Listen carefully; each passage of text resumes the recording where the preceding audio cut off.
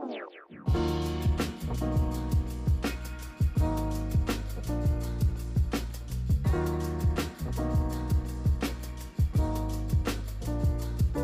to another episode of GQ Speaks, your go-to platform for insightful conversations, captivating stories, and thought-provoking discussions.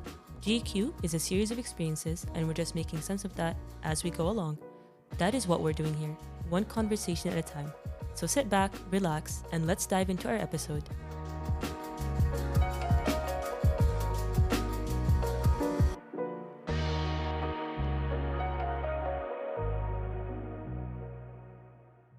Hello, everyone, and welcome. I'm Shahd Al-Saeed, a sophomore at GUQ majoring in IPOL, and I'm going to be your host for today's episode.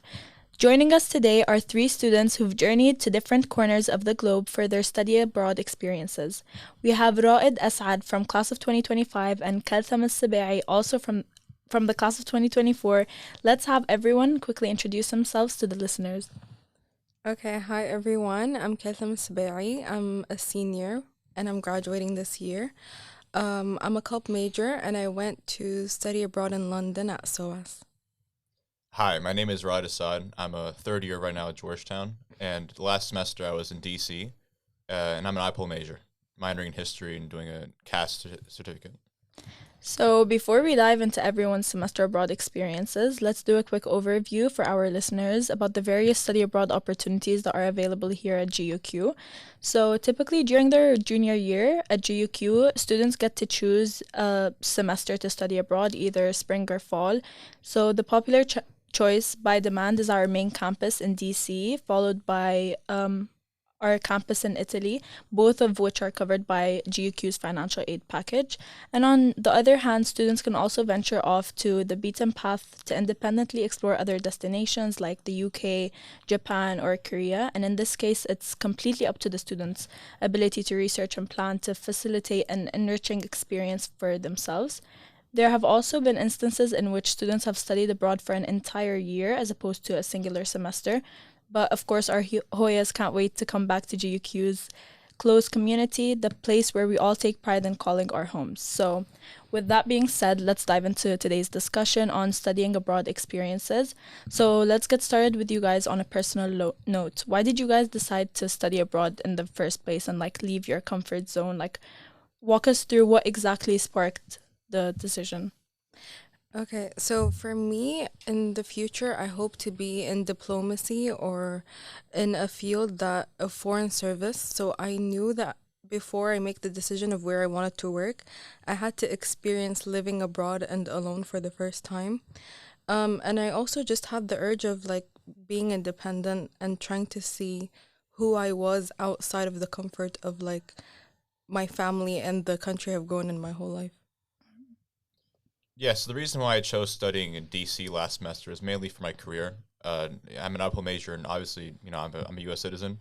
So living in DC for 4 months and getting the experiences and kind of the connections needed to kind of advance in that career in that field, particularly in foreign policy and diplomacy, you have to spend 4 months in DC just getting to know people, and probably even more. So that was the main reason why I wanted to do so. I also lived downtown. I didn't live on campus for 4 months. I lived in a place called H Street. And that was a different experience to my friends and on the main campus, because it's basically like an apartment. You live with three other classmates of yours in this building, a very new building in DC, and you really get to experience Washington DC for what it is. I think the issue with living on campus, nothing against my friends who live there, but you're basically holed up in Georgetown, which is a really nice neighborhood in DC, and it's actually older than the real city itself. And it's very easy for you to live there the entire 4 months and not really get to know DC beyond the Washington Monument or the Capitol, or the Capitol building. So I think living not just downtown but also in DC was a new experience for me, and also not just my career but for my personal life as well. So do you recommend people to stay outside of campus other than to stay in dorms? It depends on what you want out of your semester. For those who want to really get to know people at Georgetown socially, living on campus is more ideal. But if you're someone that wants to see DC for what it is, I think living on A Street is a really good experience, because the neighborhood itself that you live in it's a bit of a gentrified neighborhood, to say the least. So it used to be kind of bad 10 years ago, but it's gotten a bit better because of all the investment that's been put in that neighborhood. So it's a really nice place to stay in. I'd say the one downside is that there's a shuttle program that takes you from 8th Street to main campus or the Hilltop that happens every 30 minutes or so, and it stops at like 10:30 or 10 o'clock. Forgot the exact time. So you can't really stay on campus unless you take an Uber. And Uber there is very expensive. It's like at least, I think, $20 just to get an Uber from main campus, from Hilltop to 8th Street.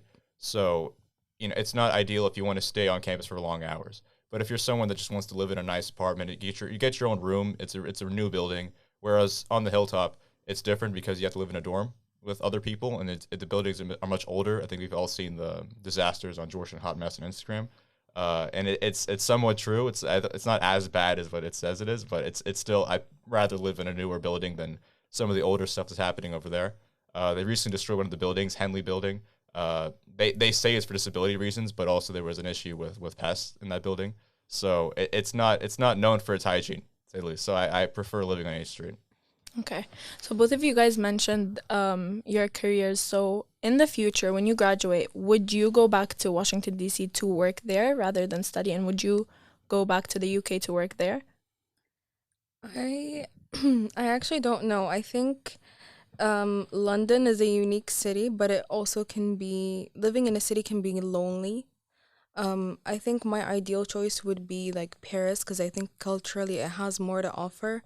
But with London, it's just about like a bunch of buildings and restaurants or whatever. So there's not a lot to do. But being in Europe in general is nice because it's very easy to travel around. And that's definitely a bonus point when you go on study abroad in Europe. So yeah, but we'll see where life takes us. Yeah, so I think I'll end up back in Washington when I graduate, just given the nature of what I want to do and the fact that, I want to be in the State Department, and obviously living in DC, you kind of have to be there for the first couple years of your career at the very least if you want to get far in that field. So I was always my goal from, I think, even before I went to GUQ. But that was my main goal when it comes. I think it was further exemplified when I went to DC. It further confirmed what I wanted to do. Like I had some doubts. I was like, maybe I'll go to another city in the U.S. Maybe I'll do something international. I'm not sure yet, but now that I've gone for the past 4 months, I think that's kind of confirmed what I wanted to do. Okay. So none of you guys would stay here? I mean, you never know. You never know what might happen. Yeah, but I think for maybe the first 5-10 years of my career, I don't think I'd come back to Qatar. Maybe when I'm older, but you never know. I disagree. I think, if anything, I've learned that as a Muslim woman, it's easier to live in a Gulf country. So I'm okay with staying here, but I think short term, I can live abroad, like for a few months or a few years, that's fine. But it's definitely a hard adjustment. Yeah, true. Okay, so going into a semester abroad, obviously you guys had some expectations before going there. I want you guys to reflect on that for a bit, like expectations versus reality. Compare them. Okay, so for me, I think most people expect to go and have like ultimate freedom and think they'll have the most fun they'll ever have in their lives, which can be true. But I think there's also a lot of responsibility that falls on your back. And a lot of living alone is small, mundane tasks that you have to do. So it's not always as fun as expected. And also realizing there's no one there when you're home. No one's going to cook your food for you. No one's going to, So I think it's just realizing the small little things your family does for you that now you have to take it upon yourself. It's also better if you can travel around, because I think staying in the same place for 4 months or more can get kind of boring. You kind of exhaust all your options and do all the possible activities. But yeah, it's fun, but it comes with its challenges, definitely. Yeah, I'll second that. Yeah. I also live with my parents here, and living in DC for 4 months was a different experience for me because you don't really realize how dirty the floors get until you live by yourself and live with your roommates, because no one's going to clean up after you. So that's something you learn after the first couple weeks or so. So that's one thing, obviously, the personal life sort of thing, the things you don't really think about until you live by yourself, like your parents. But also just living in a different city, and living in a city like Washington it's a very different experience than living in Doha, and not in a good way or a bad way. It's a different set of things happening in Washington. It's very political. Obviously, I can't speak for Europe, but for Washington, it's very political. It's a different type of dynamic. A lot of people there are there for political reasons, and they have sort of very big ambitions living there. So it's a very different city. So living there in a different environment is obviously something that's challenging, but also something you should kind of cherish at the same time. Not just at Georgetown, because also the main campus is full of students who think very highly of themselves and want to be somewhere in the future. But also just even if you go to some of the big think tanks or NGOs in Washington, a lot of people there are either Georgetown graduates or went somewhere else in DC or came from other universities in the United States and came there. So it's a different experience, and I think it's something people should do. Get out of your comfort zone for a couple months and really see what you're made of. So, Did you guys both go like with a group of people in GUQ that you knew were gonna go to semester abroad, or did you go alone? So for me, I was kind of the guinea pig. Like, no one really knew about the ability to go to SOAS or London specifically. So no one applied with me. I had to go alone. But going there, it's a unique experience because in London you have the choice to live anywhere you want. You don't have to live in university housing. So although there was a group of study abroad students there that I met, it was also isolating in the sense that they all lived in the dorms that the university provided because they were cheaper, and I chose to go for the a bit nicer ones. But I think it helps to again be out of that comfort zone because you don't have someone that you are guaranteed to know. So it pushes you to talk to people and learn about people's experiences. And surprisingly, a lot of the people I met were from DC. So I found most of my friends, one of them was like from AU, another one from GW, and one was from Georgetown. So I kind of did get some of the Georgetown experience while I was there. But yeah, it's scary, but it's necessary, I think, because not everywhere in life will you go and have a guaranteed buddy with you. Do you think I ever like got lonely? It it did, but also I think when there are other people with you in the same position, you kind of rely on each other. So we did all of the mundane tasks with each other, like going to the grocery store and stuff like that. But when I was there, it kind of hit the Ramadan period. And that's when it kind of started getting depressing because of the flipped sleeping schedule. And it was final season. So I think when there are non-Muslims with you, it's hard to adjust to that. But again, it's a part of the growing process. yeah, so I think in DC last semester we had the largest study abroad contingent ever. I think because Dean Mustery obviously expanded the seats at the end of the spring semester of last year. So we had, I think, around 40 students that came into DC last semester. But remember, because I lived downtown, not on campus, it was kind of split in two, in the sense that we had GQ students that were in A Street and the others that lived on the hilltop. And now, of course, we met each other and talked to each other from time to time. But also remember, A Street is in itself its own community. So we didn't just meet GQ students, but also students that were part of the CALL program, which is a separate program Georgetown has. It's like a work experience type of thing. So it's a lot of students that are either transferring from other colleges to Georgetown, or they're from Georgetown when it's been a semester downtown. And also there's grad students and even PhD students who are there. It's a really unique experience there. It's different than the Hilltop. Whereas, when you meet the people at the Hilltop as well from GUQ, you obviously go with the idea that you can hang with them a lot. But you also remember, even if you're on the Hilltop, you're going to meet people that are on campus that are not from GUQ. They're from DC. They're from other parts of the country or even the world. So you obviously come in with the idea that you can hang out with your GQ friends all the time, but over time you kind of develop a kind of a new set of friends. But you also hang out with the GQ students as well.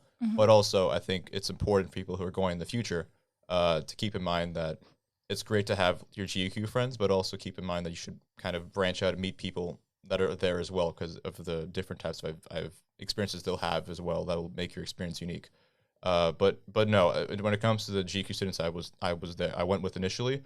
We remained relatively close throughout the 4 months, especially with H Street, not just my roommates, but also the other students that were living on H Street, and even students living on the Hilltop. From time to time, I'd talk to them and hang out with them. But it's a different experience. Okay. So, for those who are still juggling options for their study abroad destination, like me, I'm currently between either DC or Italy. So, we're gonna put you guys against each other and we're gonna do a comparison for a bit. I'm gonna put DC versus UK against each other. So, if you were to quickly pitch into the current freshman and sophomore batch, how would you do so? To like try to convince them that, like, oh no, DC is better than going to the UK, or like UK is better than going to DC. Okay. I feel like going to the UK is definitely a different experience. You'd be doing something out of the box since like 90% of Georgetown students want to go to DC. And if you don't want to be in US politics, you don't need to go. Also, I feel like London generally is safer, which is kind of crazy to say, Yeah, for sure. but it is. It's also nicer. You have a lot of options in terms of food. There's a huge Muslim community, so it does feel safer in that sense. Whereas in the US, there's kind of hate crimes against Muslims Yeah, especially right in now. Washington. Yeah, especially if you're like visibly Muslim, you know, it's kind of different. Also, you're in Europe. You can travel around as much as you want as long as you got a Schengen visa, or maybe you don't need it.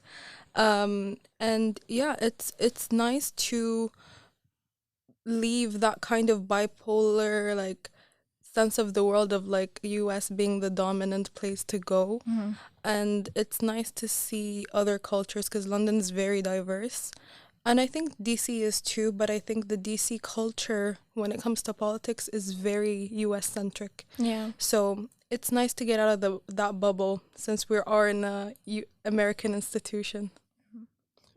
Look, I would say again, I can't speak for the UK, but for the US and Washington, I think it's a game changing experience for you, and not just in politics, but also just given the vast amount of people who live there. It is truly a diverse city. It is not just a bunch of American political wackos who are there who come from God knows where. It's more than that. There's people from across the world who go there. Remember, this is where all the embassies are. It's where all the consulates are. So people from across, you're gonna meet people from across the world. I met people from like parts of the world that I never thought I'd meet ever, and just in Washington, and not just on campus, but also in the city as well.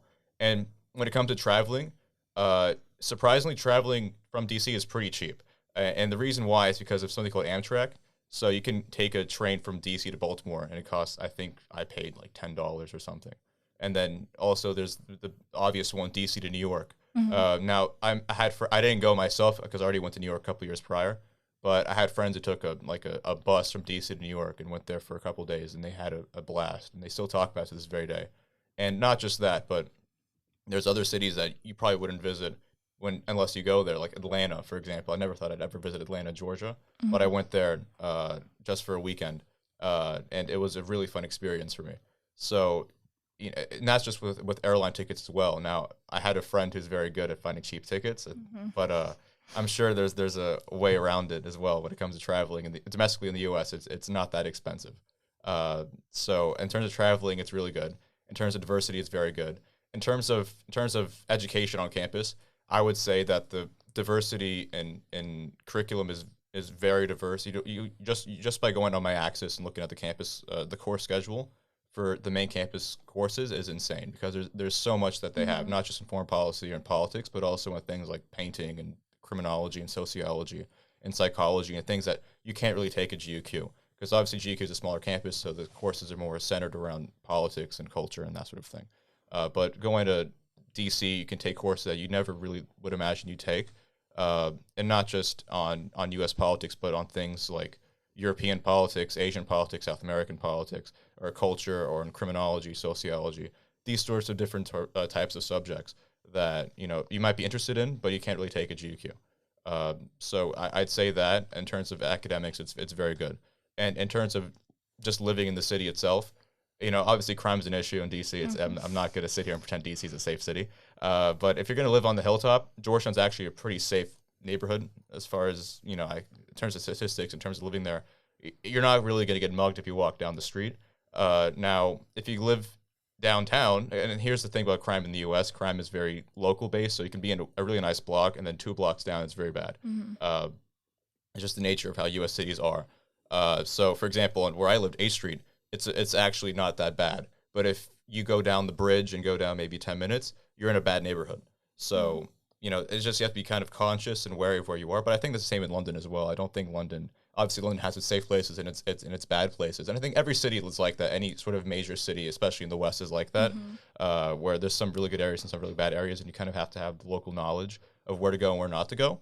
But I think that comes with time and experience. If you just talk to the locals who live there, they'll let you know. Like, for example, on the first day I went to DC, I met like a bunch of random people in DC. Told me, don't go to Chinatown at night. And that's how and from then on, I never went to Chinatown at night because I've heard stories and that sort of thing. So, obviously in terms of safety, I can't guarantee you're going to be 100% safe all the time. Maybe if you want to go to like a really bad neighborhood at 12 a.m., be my guest. But, I'll just say like, it's not as bad as what the media will say it is. Of course, it's still bad, but as long as you're safe and conscious and wary, you're not going to end up, in danger. Yeah, I also wanted to add, there are a lot of chances you can have to go to DC, so you can do summer, but I don't think Georgetown covers that. You can go on the 1 week trips to experience it, so you can kind of have best of both worlds of like experiencing Italy or UK or even France if you're doing French, and then going to DC for a week or two. And I'm sure the 1 week trips are sponsored by Georgetown, but I don't think summers are because they're extra. But that's a good way to get like a mix of everything. Yeah, true. Okay, so speaking of areas, let's circle back to the conversation, to the very essence of the study abroad experience. I want to ask you guys a question. What's the biggest cultural shock you guys had there? For me, I think it's their work ethic. It was actually insane. So in SOAS, they don't have the same system as us in the sense where, okay, there are a lot of strikes going on all the time in London. Bus strikes, train strikes, teacher strikes, doctor strikes. So your whole life can be on pause at a random day. So that's one thing that professors can't do here at all. But on top of all of that, it's such a huge institution. The halls are huge. So there's not that personal connection, which is expected, but also you can tell the professors aren't into it as much. Students are always late. They do not care. They don't attend their classes, by the way, because no one takes attendance. So I think that was a crazy thing when I realized like I genuinely don't have to go to classes anymore and no one cares, because the way their system works is you only have like 1 or 2 assignments per semester. So you can only do that essay and not attend a single class and still pass because the professor doesn't know you. So that was insane coming from here where you only have like 2 absences and you're like And then you have marked absent if you're 2 minutes late. So that's definitely an adjustment. But I think that can be a bad thing because it doesn't force you to go to class anymore. So, yeah. I'd say for me, being in Washington, the big culture shock for me was just the professors themselves, because you can be talking to a professor and it turns out he was like the former advisor to the president 20 years ago, and he's just talking to you normally. He's like, oh yeah, back when I was in the administration, we did this and that. It was like a big decision, like for example, in the Middle East or in Bosnia or in Kosovo, whatever. So there's that, especially because also remember Georgetown's a bigger campus than this campus, but it's still small for American standards. So you can easily end up in a class, like a seminar of like 20 students, and the professor is like a former advisor to the president. Like, for example, I had one class on the Persian Gulf, and the professor used to work in the Clinton administration in the National Security Council on the Persian Gulf, and he was in the White House or in the Oval Office when President Clinton declared war on Serbia or something 20 years ago, maybe 25 years now. But yeah, it's the wealth of knowledge that these people have is insane. And just the experience is crazy because they'll talk to you like nonchalantly. They'll just be like, yeah, I was in this administration. Yeah, I did this, I did that. And it's crazy that you're talking to this person because he'll know like someone that's very famous or maybe even like a very senior policymaker that's very controversial, especially in Georgetown, especially SFS, because SFS typically has a lot of practitioners. So they tend to work in the administrations that, have done things that people do not like in terms of American foreign policy. So that's just one thing that I found, that was a bit of a culture shock for me. Because obviously here you have people that are very well known, but they're more so academics. They're not known for policy making. So they have the PhDs and they talk a lot about certain issues. But over there, you have the practitioners who actually were making decisions and were in the office or in the room where things happened. So that is one thing that I think shocked me the most being there. Okay, so reflecting back on the time that you guys were planning out your semester abroad, is there anything that you guys wish you knew beforehand, or like something that you forgot here that you wish you took with you over there? For me, I wish I had packed lighter. I took a lot of clothes because, again, it was winter at the time. So that was one thing. Also, a mistake I made is I didn't book my accommodation until I got there. Oh, And I got there like a week before the semester started. And what ended up happening was I had to pay for 9 months of accommodation and I was only there for 4. So that was very expensive. But if you can get something that's sponsored, that helps a lot. Like for me, I had the Ministry of Education sponsoring me. So they covered basically everything except accommodation, which didn't make sense. But that helped me be able to go because otherwise living in expensive cities, whether it's DC or London or Paris or Italy, you need all the help you can get. So definitely learning how to manage your money, learning even like when you need to do your laundry, when you need to clean the floors, when you need to go to the grocery store, because again, you don't have a sense of when those things need to be done because you've never done them before. yeah. Or even if you have, you weren't being relied on as much. So knowing how much food to get when it expires, that was a learning experience. Like knowing that you can't be cooking every day, you need to meal prep. That's a lot of pressure and it adds to the stress because again, you don't want to like be wasting money ordering food or like you don't want to be ordering junk food all the time. So I don't know. It's all a learning curve and it's not something that someone can like prepare you for ahead of time.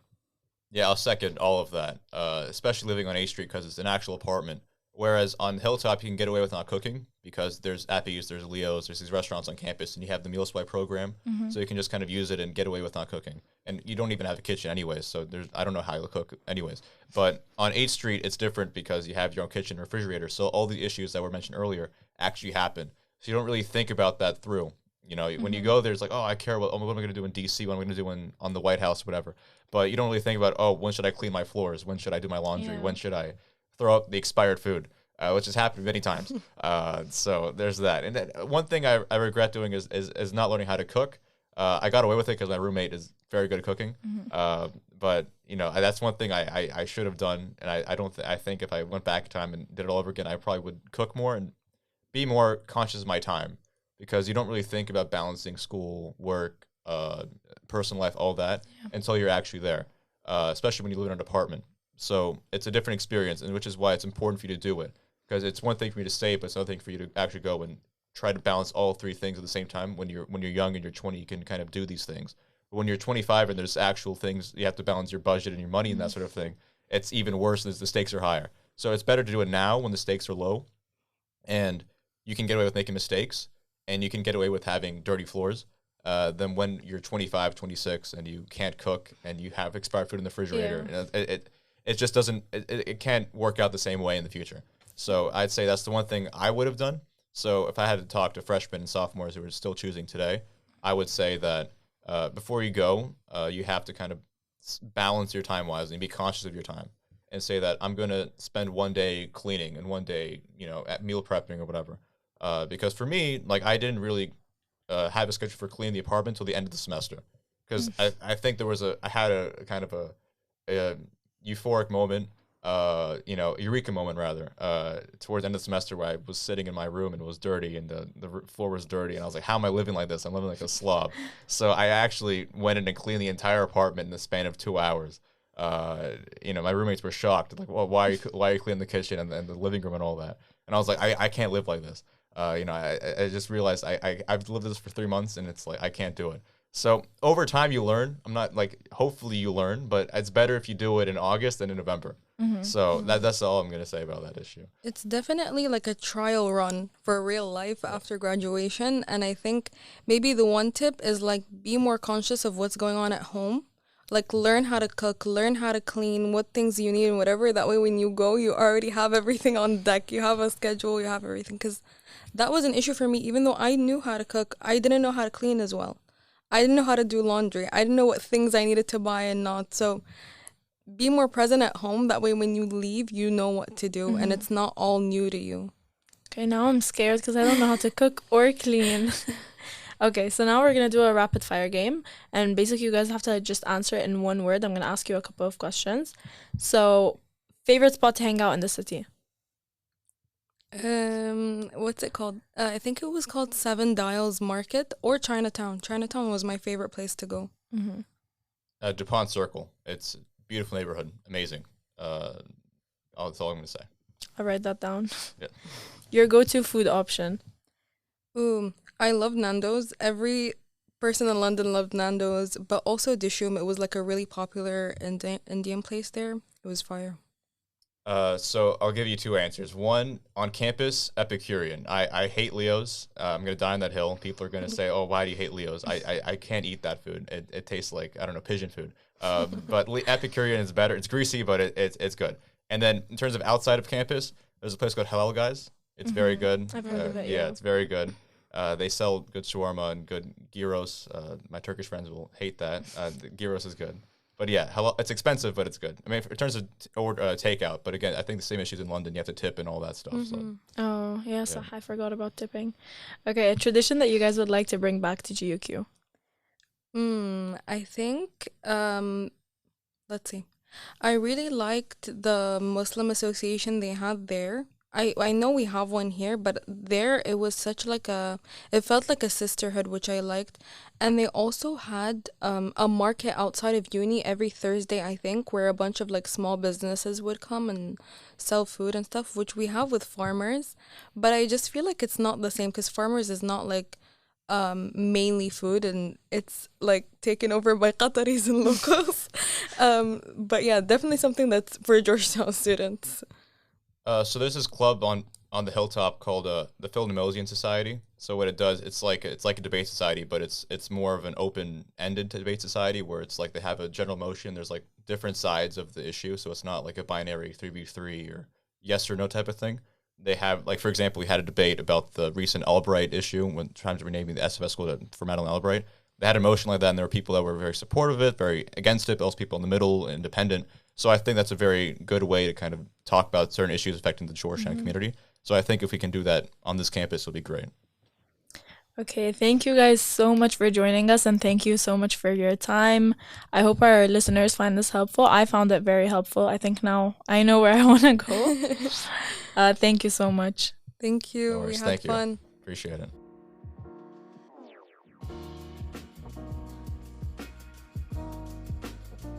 Thank you for tuning in to this episode of GQ Speaks. We hope you've gained valuable insights and inspirations from our conversation today.